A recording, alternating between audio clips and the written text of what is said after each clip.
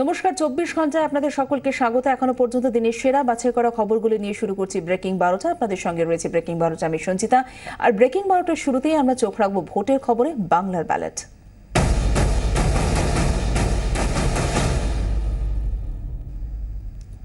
গোষ্ঠীদ্বন্দ্বে গুরুতর আহত হলেন খোদ তৃণমূল কংগ্রেসের প্রার্থী সত্যেন রায়। গুলিবিদ্ধ দুজন তৃণমূল কংগ্রেস কর্মী আহত, আরও 17 জন। দক্ষিণ দিনাজপুরের নন্দনপুরে আজ সকালবেলায় যখন প্রচারে যান প্রার্থী সত্যেন রায়, তখন নন্দনপুরে বিকইর গ্রামে প্রচারের সময় সংঘর্ষে জড়িয়ে পড়ে তৃণমূলের দুই গোষ্ঠী। চলে গুলি বোমা, দুপক্ষের লড়াইয়ে আহত হন প্রার্থী সত্যেন রায়ও। যেটা জানতে পারছি আমরা, যে আহতদের গুরুতর অবস্থায় হাসপাতালে নিয়ে যাওয়া হয়েছে। যদিও সত্যেন রায়ের দাবি যে তৃণমূলের গোষ্ঠী দ্বন্দ্ব এটা নয়, সিপিএম আশ্রিত দুষ্কৃতীরাই এই হামলা চালিয়েছে। শ্রীকান্ত ঠাকুর আমাদের সঙ্গে রয়েছেন এই মুহূর্তে টেলিফোন লাইনে। শ্রীকান্ত, এখনো পর্যন্ত কি জানা যাচ্ছে সত্যেন রায়ের ওপর যে হামলা হলো, কারা চালানো এই হামলা?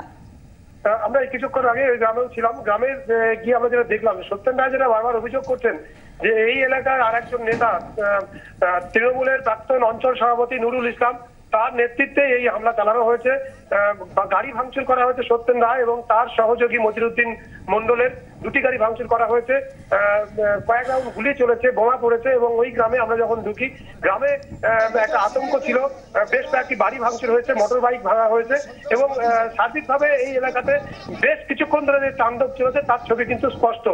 শ্রীকান্ত, তুমি আমাদের সঙ্গে থাকো, তোমার কাছে আমি ফিরছি। সত্যেন রায় তৃণমূল কংগ্রেসের প্রার্থী, তিনি ঠিক কি জানিয়েছেন আমরা শুনে নিই।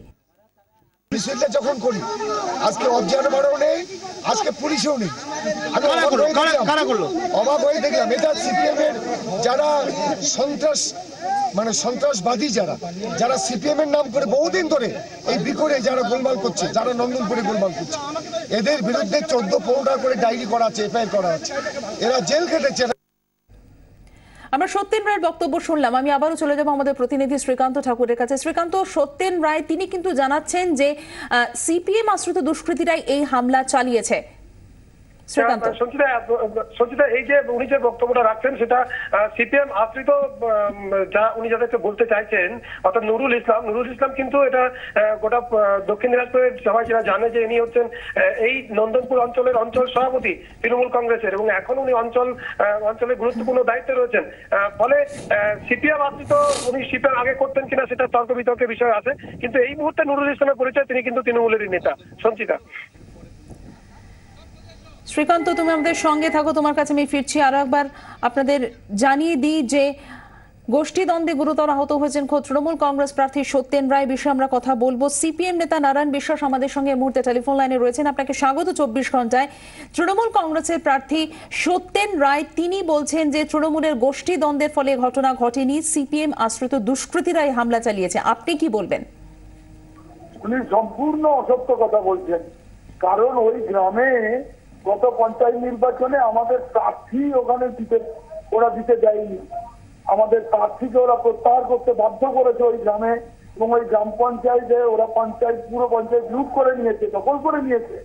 ওখানে আমাদের লোকেরা তারা ভীত সন্ত্রস্ত অবস্থায় আছে এবং ওখানে যা হচ্ছে তা তৃণমূলের নিজেদের অন্তর্কলহের ফল।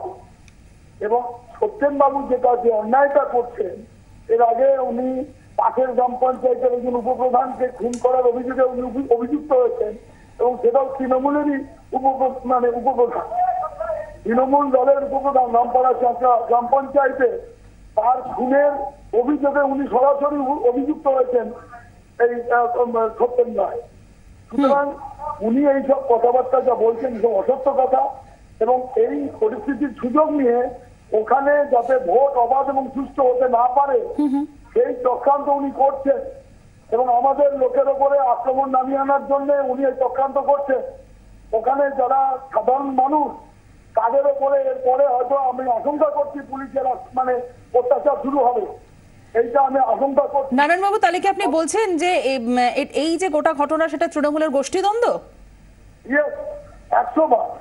এরা যেটা হচ্ছে ওখানে আপনার ওই এলাকা জুড়ে একটা তৃণমূলের দীর্ঘদিনের এই গোষ্ঠীদ্বন্দ্ব চলছে, সবাই জানে, জেলার মানুষ জানে যে একদিকে হচ্ছে ওখানকার একজন তৃণমূলের নেতা, যার নাম ধলু বলে একজন, মজিরুদ্দিন বলে একজন আছে, আর সে হচ্ছে সত্যেন অনুগামী, আর ওখানে কিছু আছে আপনার বিপ্লব বাবুর অনুগামী, এই নিয়ে ওখানে ঝগড়া। পাশের গ্রাম পঞ্চায়েতের উপপ্রধান তিনি কিছুদিন আগে খুন হয়েছেন, তিনি বিপ্লব অনুগামী ছিলেন এবং ওখানে সত্যেন অনুগামীরা তাকে খুন করেছে। এই ঘটনা ওখানে ঘটেছে, এটা অস্বীকার করতে পারবে সত্যেন বাবু? এবং উনি যে ওই কেসের আসামি, ওনাকে যে মেন আসামি করা হয়েছে ওটা অস্বীকার করতে পারবেন উনি, এবং সেটা করেছে তৃণমূলের উপপ্রধানের পরিবার। একেবারেই আপনার সাথে আপনি আমাদের সাথে কথা বললেন, ধন্যবাদ আপনাকে। নারায়ণ বিশ্বাস সিপিএম নেতা, তিনি যেটা বললেন যে সম্পূর্ণ অসত্য কথা, অর্থাৎ তৃণমূল কংগ্রেসের প্রার্থী সত্যেন রায় তিনি যেটা বলছেন যে সিপিএম আশ্রিত দুষ্কৃতীরা হামলা চালিয়েছে, সম্পূর্ণ অসত্য কথা। তৃণমূলের গোষ্ঠীদ্বন্দ্বের ফলে এই ঘটনা ঘটেছে। শ্রীকান্ত, তোমাকেও আপাতত ধন্যবাদ।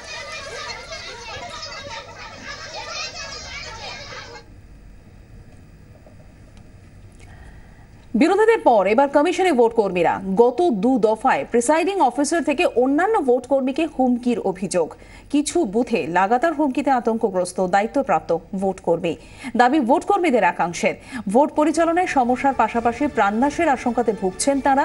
আর এই অভিযোগে আজ 12 জুলাই কমিটির নেতৃত্বে কমিশনে যান ভোট কর্মীদের একাংশ। যথেষ্ট নিরাপত্তার দাবিতে কমিশনের কাছে তারা আর্জি জানান।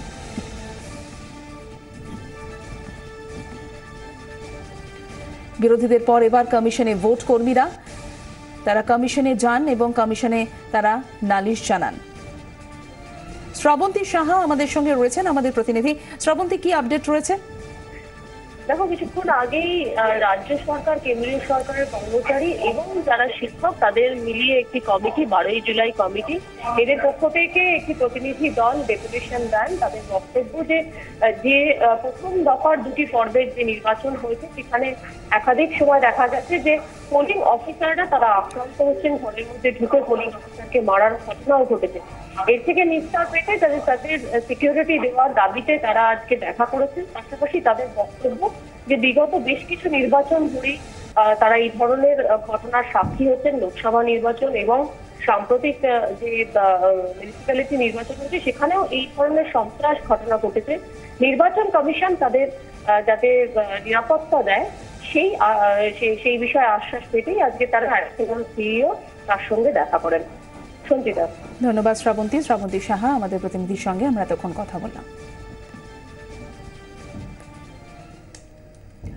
ভোট কর্মীদের নালিশেই প্রমাণিত নির্বাচনের সন্ত্রাসের অভিযোগ। প্রতিক্রিয়া বিরোধীদের।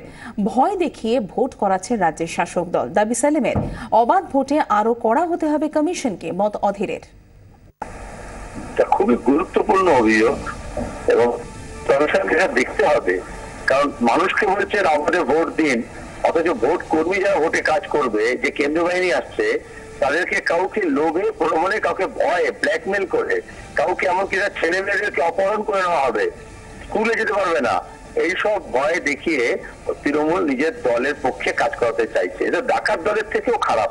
এবং নির্বাচন কমিশন সাধারণভাবে যে নির্বাচন হয় এটা তার নয়, এটা একটা অস্বাভাবিক পরিস্থিতি। এবং এই জন্যই সরকারের গুরুত্বপূর্ণ যারা পদাধিকারী আছে তাদের মধ্যে অনেকেই তৃণমূলপন্থী হয়েছে, সবসময় ভক্তিতে নয়, ভয়ে। সাধারণ মানুষকে বিজ্ঞাপন দিয়ে বলবেন আসুন ভোট দিন অবাধে নির্বিঘ্নে, অথচ ভোট কর্মীরা ভয়ে সিটিয়ে থাকবে, এটা কখনো হতে পারে না। অবিলম্বে ব্যবস্থা নিতে হবে। আমরা প্রথম থেকে বলে আসছি যে এই যে সরকার, এই বাংলায় নৈরাজ্য সৃষ্টি করছে, তাই নৈরাজ্যের সরকারের হাত থেকে বাংলার মুক্তি দরকার। আমাদের যে অভিযোগ, সে অভিযোগ যে সত্য আজ সেটা সকলে দেখতে পাচ্ছে। আজকে নির্বাচন কমিশনের অধীনে নির্বাচন, সেখানে ভোট কর্মীরা তারাও আজকে আতঙ্কিত। শুধু আতঙ্কিত নয়, গতকাল এক ভোট কর্মীর গায়ে, সে একজন মহিলা, সেই মহিলার গায়ে গরম চা ঢেলে দেওয়া হলো।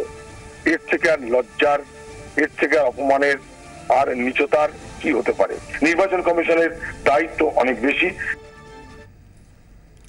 রোদে পুড়ছে গোটা রাজ্য। সকাল থেকে মধ্য গগনে সূর্য, সঙ্গে গরম হাওয়া। 9টা থেকে 10টার পর ঘরের বাইরে বেরোনোটাই বেশ কঠিন। তাও প্রচারে খামতি নেই প্রার্থীদের। গরমকে উপেক্ষা করেই প্রচারে বেরিয়ে পড়েছেন প্রার্থীরা। শিলিগুড়িতে আজও প্রচারে সকালই ব্যস্ত সিপিএম এর হেভিওয়েট প্রার্থী অশোক ভট্টাচার্য। মালবাজারে জোর প্রচারে কর্মী সভায় যোগ বুলুচিক বড়াইকের। হাওড়ায় প্রচারে বাম প্রার্থী অরিন্দম বসু। হাওড়ায় বালি বিধানসভা কেন্দ্রের বিভিন্ন এলাকাতে সকালে প্রচার সারলেন তৃণমূল প্রার্থী বৈশালী ডালমিয়া। ভোট আসরে এবার বুদ্ধদেব ভট্টাচার্য, যেটা আমরা জানতে পারছি যে ঢাকুরিয়া থেকে গড়িয়া পর্যন্ত একটি রোড শো হবে 19 এপ্রিল। সেই রোড শোতে থাকবেন প্রাক্তন মুখ্যমন্ত্রী বুদ্ধদেব ভট্টাচার্য। আরো বিশদে তথ্য জেনে নেব আমাদের প্রতিনিধি মৌমিতা চক্রবর্তীর কাছ থেকে। মৌমিতা, কি খবর রয়েছে? দেখো, এখনো পর্যন্ত আলিমুদ্দিন সূত্রের যা খবর, আগামী 19 তারিখ ঢাকুরিয়া থেকে গড়িয়া 3 প্রার্থীর সমর্থনে পদযাত্রা করবেন বুদ্ধদেব ভট্টাচার্য, মধুধর সেন রায়, সুজন চক্রবর্তী এবং শতরূপ ঘোষের সমর্থনে পদযাত্রা করার কথা। তবে আরো একটি সভা বুদ্ধদেব ভট্টাচার্য তিনি করবেন কিনা সে নিয়ে কিন্তু আলোচনা শুরু হয়েছে। যদি তার শারীরিক অবস্থা ঠিক থাকে তবে কিন্তু 25 তারিখের আগে আরো একটি সভা করার কথা রয়েছে বুদ্ধদেব ভট্টাচার্যের। তবে ভোট প্রচারে অবশেষে প্রথম দফার দুক্ষেপের ভোট প্রচারের পর 19 তারিখ এই বুদ্ধদেব ভট্টাচার্যের এই পদযাত্রাকে কেন্দ্র করে ইতিমধ্যেই আলিমুদ্দিন চত্বরে এবং সিপিএম কর্মী সমর্থকদের মধ্যে কিন্তু একটা উন্মাদনা তৈরি হয়েছে। ধন্যবাদ মৌমিতা চক্রবর্তী, আমাদের প্রতিনিধির সঙ্গে আমরা কথা বললাম।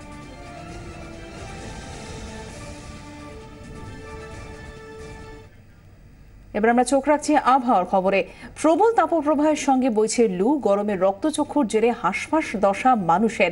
দুর্বিষহ পরিস্থিতি গোটা রাজ্য জুড়ে। গত দুদিনে প্রবল গরমে মৃত্যু হয়েছে 3 জনের। কলকাতা থেকে জেলার ছবিটা কিন্তু সেই একই। চলতি সপ্তাহে গত 50 বছরের রেকর্ড ভেঙেছে কলকাতার তাপমাত্রা। কাল পারদ কিছুটা নামলেও এখনই কিন্তু মিলছে না স্বস্তি। পূর্বাভাস আবহাওয়া দফতরের, আগামী 2 থেকে 3 দিন দক্ষিণবঙ্গে তাপপ্রবাহের সঙ্গে লুয়ের সতর্কতা জারি করা হয়েছে।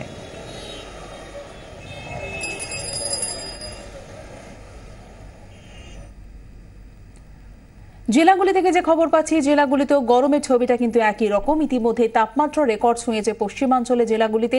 সকাল থেকে চড়া রোদ, জেলাগুলিতে তাপপ্রবাহের নাজেহাল মানুষ। বর্ধমান, বীরভূম, হাওড়া, হুগলিতেও হাঁসফাঁস গরমে কষ্টের সীমা নেই। দক্ষিণবঙ্গে তাপপ্রবাহ চলবে আরও বেশ কয়েকদিন, সতর্কতা জারি করা হয়েছে আবহাওয়া দফতরের তরফ থেকে। আমরা কথা বলবো, আমাদের সঙ্গে মধ্যে টেলিফোন লাইনে রয়েছেন আমাদের প্রতিনিধি শর্মিষ্ঠা মুখার্জি। শর্মিষ্ঠা, গত কয়েকদিন ধরে যে সকাল থেকে চড়া রোদ এবং জেলাগুলিতেও কিন্তু সেই একই রকমের চেহারা, তাপপ্রবাহের নাজেহাল মানুষ, কতদিন এই পরিস্থিতি স্থায়ী হবে, কি বলছে হাওয়া অফিস? আবহাওয়া দপ্তরের এখনো পর্যন্ত পূর্বাভাস 15 তারিখ পর্যন্ত এই আবহাওয়া স্থায়ী হবে। তারপরের পরিস্থিতির ওপরে তারা নজর রাখবেন। তারপর যদি আবারও এক্সটেন্ড করতে হয় এই পরিস্থিতি, তাহলে সেই অনুযায়ী তারা পূর্বাভাস দেবেন। তবে এখনো পর্যন্ত যেটা বলা হচ্ছে যে দক্ষিণবঙ্গের প্রায় সব জেলাতেই 15 পর্যন্ত তাপপ্রবাহের পরিস্থিতি বজায় থাকবে। এর মধ্যে কলকাতাও রয়েছে, যদিও আজকে কলকাতা কিন্তু অনেকটাই বেশি হিউমিড, অনেক আপেক্ষিক আর্দ্রতা অনেকটাই বেশি। তবে সেই কারণে কিছুটা তাপমাত্রা নেমেছিল, তবে তাপপ্রবাহ কিন্তু বজায় থাকছে দক্ষিণবঙ্গের সব। ধন্যবাদ শর্মিষ্ঠা মুখার্জি, আমাদের প্রতিনিধির সঙ্গে আমরা কথা বললাম। ব্রেকিং 12টা আপাতত এ পর্যন্তই।